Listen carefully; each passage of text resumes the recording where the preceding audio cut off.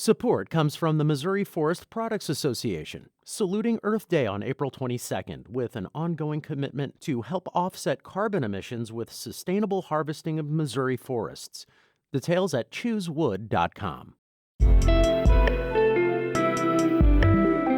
From the St. Louis Public Radio Newsroom, this is The Gateway. It's Thursday, October 29th. I'm Wayne Pratt. Rolla has been a consistent stronghold for Republicans for decades, but some recent election results and community events suggest that might be starting to change. I do think it is getting more progressive because those are the people who are now showing up to city council meetings. In just a few minutes, St. Louis Public Radio's Jonathan Ahl reports on the progressive movement in Phelps County that is showing signs of life, but still has an uphill climb. Officials in the St. Louis region say closing businesses may not be enough to keep coronavirus from spreading. As St. Louis Public Radio's Chad Davis reports, they continue to stress that wearing masks and social distancing are the keys to keeping people safe. Dr. Alex Garza, head of the St. Louis Metropolitan Task Force, says everyone in the St. Louis region should wear masks in public. Garza says the number of positive cases is so high that it might be too late to again shut down businesses to keep the virus from spreading. He says that's why widespread mask use is now the most effective alternative. Even if we did shut down restaurants and bars, I don't know how much of an impact that would have on transmission because there is so much now out in the community. I'm sure it would have some, but how much in order to really turn or bend the curve, I'm not sure that would be able to accomplish that. St. Louis County Executive Sam Page and St. Louis Mayor Lyda Crewson say they're closely monitoring the number of positive cases. I'm Chad Davis, St. Louis Public Radio. The continuing call for social distancing and masks comes as the average number of daily coronavirus hospitalizations in the region continues to increase. The four largest systems in the St. Louis area say they admitted 72 new coronavirus patients Monday. That's the highest since the pandemic began. Healthcare workers say hospitals are at their capacity and don't have enough workers to treat sick patients. Healthcare is a key issue this election season, including in the congressional races for 2 House seats in southern Illinois. St. Louis Public Radio's Eric Schmidt reports that the debate centers on the Affordable Care Act. Around 35,000 people use the ACA to buy health insurance in Illinois' 12th and 13th congressional districts, which both include portions of the Metro East. For people like Jolene Baker, the ACA was a lifeline when she was in between jobs.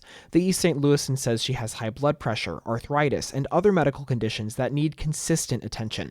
She says the insurance from the ACA, which she calls the money marketplace, helped her stay on top of her health. I have to get all these checkups to make sure everything is right with me. Without the money marketplace, there ain't no way I'd have been able to afford it. I've probably been in the hospital, probably been on disability. Baker says she's now insured by her current employer, but still holds on to pamphlets about the ACA in case she needs to use it again. I'm Eric Schmid, St. Louis Public Radio.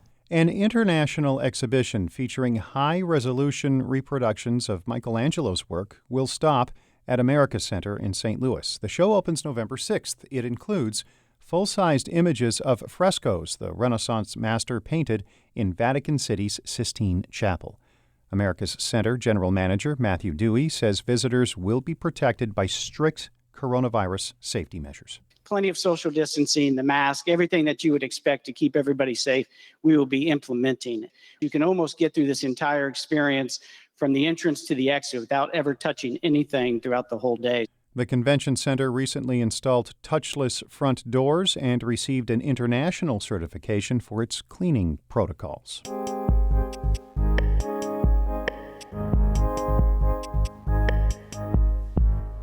Phelps County and its biggest city, Rolla, have consistently voted for Republicans. Donald Trump won 68% of the vote in 2016, and no Republican on the ballot received less than 59%. But as St. Louis Public Radio's Jonathan Ahl reports, events of the last 4 years suggest the area might be becoming more progressive. In June, hundreds of people took to the streets of Rolla in a Black Lives Matter protest march. I believe that we will win! I believe that we will win! In September, Cori Bush came back to Rolla for a rally supporting causes including universal health care and racial justice. She's a progressive Democrat who upset longtime incumbent Lacey Clay in the primary in Missouri's 1st congressional district. I am back in Phelps County again. These are not the typical events in an outstate town in Missouri that has been solidly Republican for a long time. Rolla City Council member Deanne Lyons says that's because they and others like them have been getting organized and making sure the area's more liberal residents feel seen, heard, and respected. I do think it is getting more progressive because those are the people who are now showing up to city council meetings, who are watching online, who are showing up to community events, who are starting community events. Lyons openly embraces socialist and even communist points of view on government. They were elected earlier this year and have been part of an effort with groups like Rolla for Progress and the Rolla Cannabis Action Network to try to push the area more to the left. But despite the rallies and strong social media presence, not everyone thinks political change is at hand. Lou Magditz is the mayor of Rolla. I think there's an element within Rolla that is small but very vocal. I don't think it's any more or less. I don't think Rolla has changed that much. Magditz says Rolla and Phelps County are politically unique. The outstate and rural region's conservatism is strong here, but he also says cultural diversity brought in by Missouri University of Science and Technology helps residents be open to new ideas.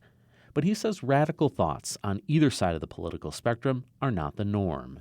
I would say, moderate to slightly right, but not a very pronounced position either way. Magditz doesn't see that changing, but election data suggest otherwise.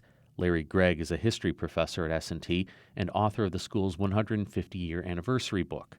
He says since 2018, there have been 4 amendments and propositions on the ballot in Missouri that pushed liberal positions.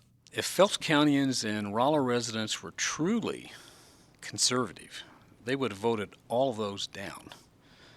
They voted for 3 of those.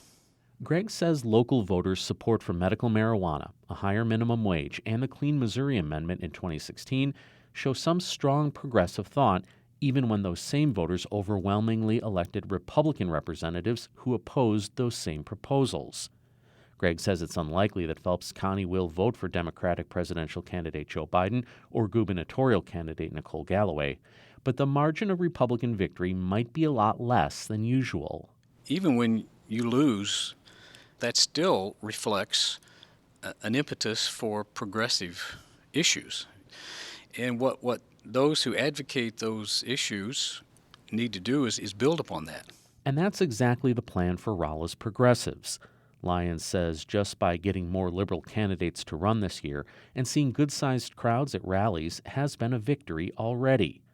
And they say Democrats don't need to carry Phelps County for the progressive movement to continue here. If the margin of victory is smaller, that's totally a win because that means people have changed over time, and that means those conversations have happened, the difficult conversations that have to keep happening no matter who wins or loses after November. Lyons says it was conversations about racial justice and economic equality that led to Rolla progressives becoming organized and active, and they say that won't change on November 4th. In Rolla, I'm Jonathan Ahl, St. Louis Public Radio. Our Fred Ehrlich edited that report. Shula Newman is the executive editor of St. Louis Public Radio. Music by Ryan McNeely of Adult Fur. I'm Wayne Pratt from the St. Louis Public Radio Newsroom. This has been The Gateway.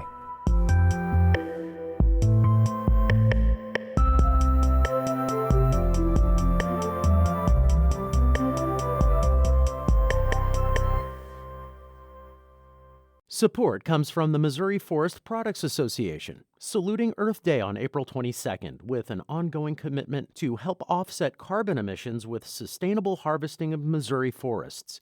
Details at choosewood.com.